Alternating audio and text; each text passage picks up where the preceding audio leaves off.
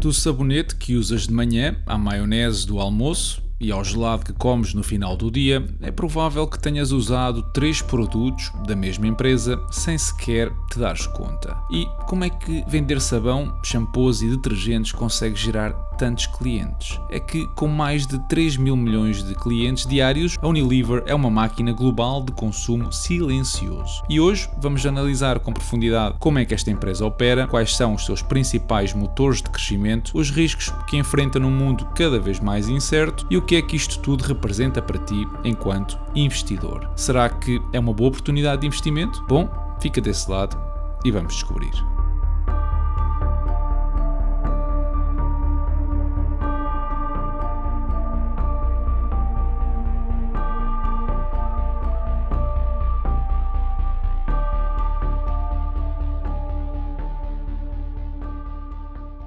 Olá e sejam bem-vindos a mais um episódio do canal Dividendos. A Unilever é uma das maiores empresas de bens de consumo do mundo, com um portfólio de marcas amplamente reconhecidas e presença em mais de 190 países. Esta empresa opera num setor historicamente defensivo, com produtos de uso diário e com uma procura relativamente inelástica. Assim sendo, desenvolve, fabrica, comercializa e distribui os produtos nas categorias de cuidados pessoais, cuidados do lar, alimentos e gelados. O modelo de negócio é, como já devem ter percebido, orientado pelo elevado volume das vendas, com produtos de baixo valor unitário, mas com elevada rotação, o que lhe permite escalar através da eficiência operacional e dessa forma obter margens razoáveis. Como pontos-chave deste modelo de negócio, temos as marcas fortes, com elevado reconhecimento no público e com alguma lealdade por parte do consumidor. Estas marcas pertencem a um portfólio diversificado, com mais de 400, e a produção da empresa é descentralizada, isto é próxima dos mercados de consumo, um pouco por todo o mundo, o que reduz custos logísticos e exposição cambial por parte da empresa. A Unilever está então organizada em 5 segmentos operacionais com um contributo relativamente equilibrado para o volume de negócios global. O primeiro segmento é o Beauty and Wellbeing, inclui cuidados capilares, suplementos nutricionais e cosmética, e este segmento está a crescer impulsionado pelas marcas premium. Temos o segmento de cuidados pessoais,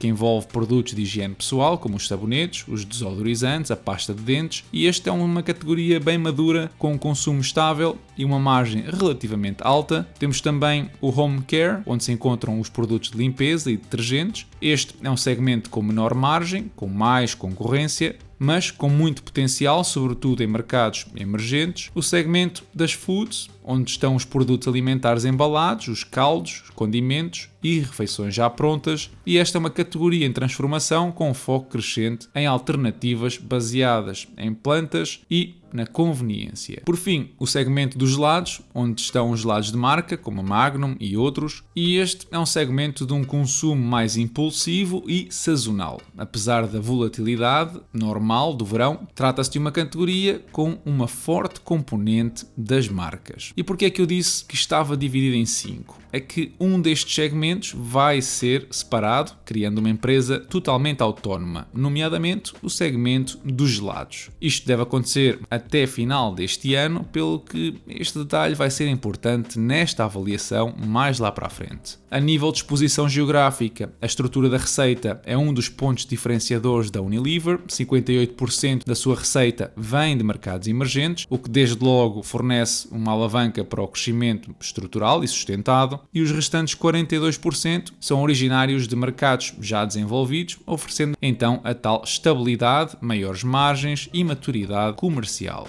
Este equilíbrio oferece uma resiliência a choques regionais, mas em contrapartida expõe a empresa à volatilidade cambial, a pressões inflacionárias locais e risco político, contextos muito comuns em mercados em desenvolvimento. Podemos ver também aqui uma dependência cada vez menor da região europeia nos últimos 10 anos. Voltando atrás então um pouco aos segmentos, reparem como o impacto cambial afeta significativamente o crescimento de cada segmento, e neste caso o motor de crescimento em 2024 foi o segmento da beleza e do bem-estar, com as vendas comparáveis a crescerem 6,5%. No entanto, como os restantes segmentos cresceram mais devagar, no geral a receita cresceu a apenas 4,2%. Estes 4,2% são fruto de duas coisas distintas. Praticamente 3% foi crescimento no volume de vendas, o que é positivo, com uma dependência dos preços a ficar ali perto do 1%. Reparem que este equilíbrio é uma inversão clara do que foram os últimos 2 anos, onde a empresa conseguiu crescer a receita quase exclusivamente devido ao aumento dos preços. Olhando para a evolução desde 2022, o que vemos é um decréscimo constante nos lucros líquidos da Unilever, passou de 7 mil milhões para menos de 6 mil milhões de euros em 2 anos. A contribuir para esta queda estão, claro, os lucros operativos cada vez menores, os custos de financiamento também cada vez maiores e o imposto acima do que tem sido normal. A posição financeira mostra imensos ativos intangíveis, mais de 50% dos ativos da empresa, o que era mais ou menos de esperar, dado que tem uma série de marcas reconhecidas mundialmente. A Unilever tem uma estratégia agressiva de comprar marcas ou empresas todos os anos, sendo que este ano já fez 2 aquisições, em 2024 fez 5 e este tem sido um comportamento recorrente. É verdade que eu não gosto muito de ver uma percentagem de intangíveis tão elevada, mas eu percebo que é uma consequência deste modelo de negócio e inclusivamente é transversal à indústria. A nível de dívida, estamos a olhar aqui para valores perto dos 30 mil milhões de euros, sendo que os 6 mil milhões de dinheiro em caixa deixam uma posição líquida deficitária acima dos 24 mil milhões de euros. Esta posição representa pagamentos superiores a 3 mil milhões por ano, com o ano 2025 a exigir um pouco mais de liquidez para pagar a dívida que expira até dezembro. Na maioria, estes são pagamentos em euros, que muito provavelmente vão ser refinanciados a taxas de juros superiores, eu diria que 3 vezes superiores às que tinha, porque as anteriores eram inferiores a 1%. Olhando para os fluxos de caixa, estes continuam a ser muito positivos nestes últimos 3 anos. Reparem que com o capex tão baixo, o free cash flow é de quase 8 mil milhões, muito acima da dívida que vimos, por exemplo.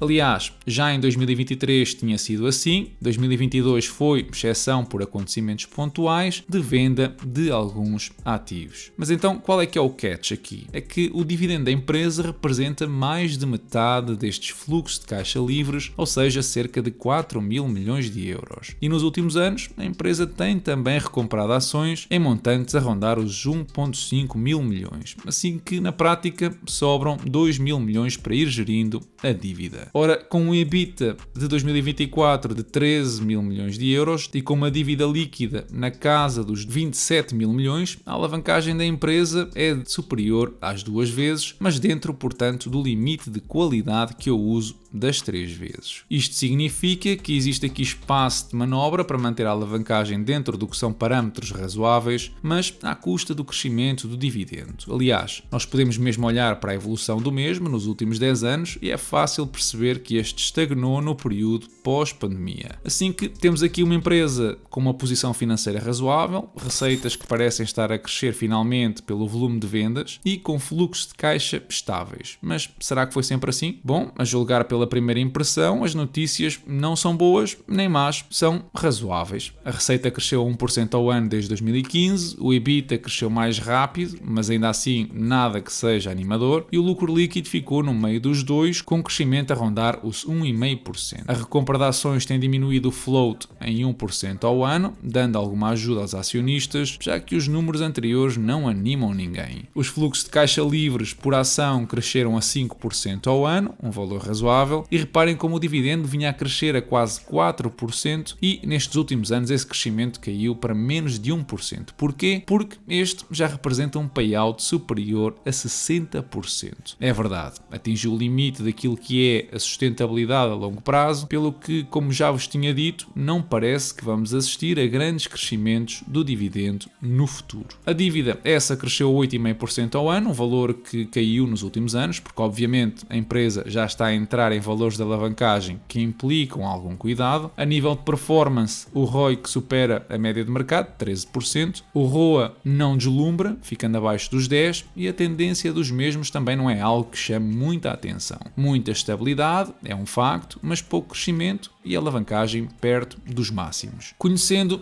tudo o que vimos até aqui, se eu vos mostrar um gráfico com as diferentes fases de vida de uma empresa, onde é que vocês diriam que a Unilever se encontra? Se responderam na fase 5, 5, acertaram. Mas agora eu tenho outra pergunta para vocês. Se olharem para o gráfico da direita, onde estão as margens de cada segmento do negócio, vocês conseguem perceber o porquê da empresa querer desfazer-se da unidade de gelados? É porque é o segmento com pior margem dos 5. Isto vai ser importante para estimar o crescimento das nossas projeções, assim que vamos lá projetar o EBITDA. Primeiro, é necessário perceber que nenhum dos segmentos da empresa representa um mercado que se espera que cresça a mais de 5%. Beleza e saúde, as projeções 5%. Cuidados pessoais, idem aspas. Itens para casa e lavandaria, mais do mesmo. Portanto, eu vou estimar valores em linha com a média histórica e abaixo destes 5% que vimos. A dimensão da empresa é significativa e não me parece razoável aqui esperar um comportamento diferente a uma manutenção. As minhas projeções apontam então para crescimentos alinhados com a trajetória do passado, mesmo sabendo que vai em breve soltar o segmento dos gelados, mas que ao mesmo tempo que esse segmento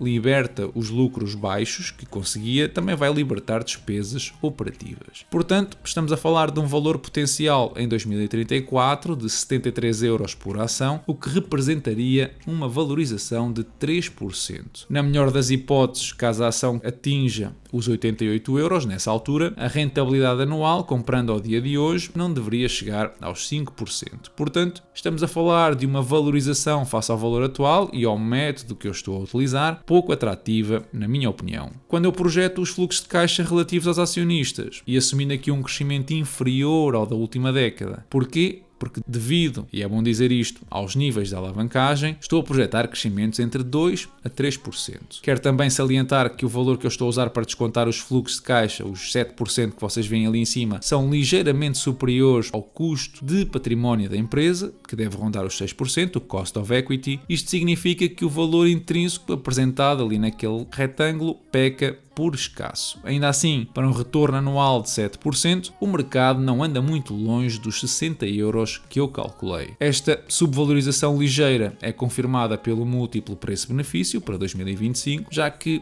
as 17 vezes a que os lucros deste ano andam perto da mediana de 19 vezes. No que respeita aos fluxos de caixa, a situação é idêntica, o múltiplo atual não anda longe do que foi a mediana histórica, portanto, a minha análise aponta para uma pequena desvalorização, mas nada do que se possa dizer que está em saldos. Antes de falar nos riscos, só dizer-te que a ação está cotada nas bolsas de Nova Iorque, Amsterdão e Londres, com volumes muito parecidos. Nos Países Baixos e Estados Unidos estamos a falar de 2,7 milhões de ações por dia e em Londres é praticamente o dobro disso. De qualquer forma, na minha opinião, não faz sentido pagar pelos ADRs americanos e comprar em Londres tem custos acrescidos que também não justificam essa opção. Falando de riscos, a Unilever, apesar de ser uma empresa robusta, tem vários riscos estruturais e conjunturais. A inflação dos custos de produção é um deles, porque custos crescentes com matérias-primas e energia e transporte vão comprimir as margens da empresa e a capacidade de passar estes custos para o consumidor tem limites, como é lógico. Depois, porque existe pressão competitiva, a concorrência de marcas próprias e operadores locais nos segmentos mais sensíveis é um fator de risco. A volatilidade cambial é outro muito importante, porque estar exposto a mercados emergentes implica riscos cambiais significativos, especialmente num contexto de dólar forte e políticas monetárias divergentes, o que até ver ainda não é o caso. E depois, pelas ameaças geopolíticas e pelo protecionismo, já que a imposição das tarifas por parte dos Estados Unidos ou outros blocos comerciais podem afetar a cadeia de abastecimento, aumentar os custos operacionais e, mais uma vez, reduzir as margens em mercados estratégicos como os Estados Unidos.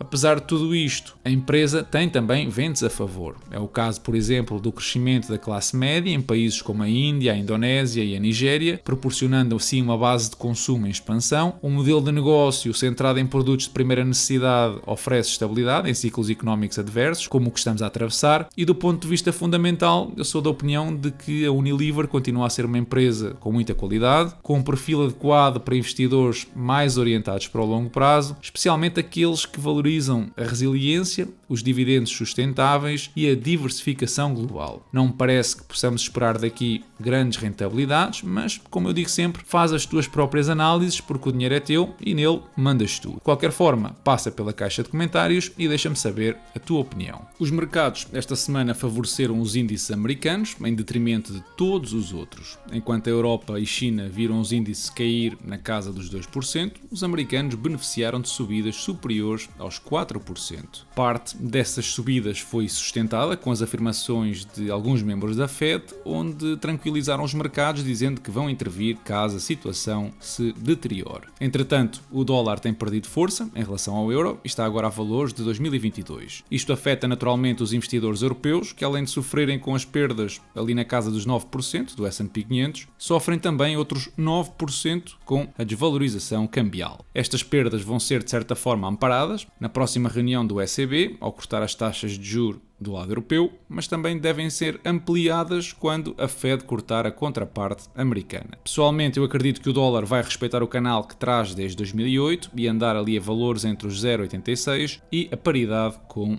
o euro. Trump meteu-se em aventuras esta semana ao publicar numa manhã que era uma boa altura para comprar ações e nessa mesma tarde ter suspendido as tarifas aos outros países. Isto levou os mercados a subir mais de 9% nesse dia. Os democratas estão a tentar perceber se isto se tratou de um crime ou não, mas convém também lembrar que não é a primeira vez que um presidente opina sobre o mercado de ações. Em 2009, Obama, por exemplo, também afirmou numa entrevista a um canal de televisão que era um bom timing para investir em ações. Existem aqui, é verdade, algumas diferenças, é um facto, e também já percebemos que com Trump isto vai ser todas as semanas. O mercado de ações está cada vez mais parecido com os mercados cripto, digo eu, infelizmente, e se há coisa que trouxe investidores estrangeiros aos investimentos nas bolsas americanas foi precisamente a confiança que hoje em dia está em decadência. Mas a erosão na confiança não entra só pelas tiradas do presidente americano. Demonstra-se também através de atitudes como esta. Os Estados Unidos vão libertar alguns bancos de regulamentações definidas em acordos como o de Basileia III, em conjunto com os países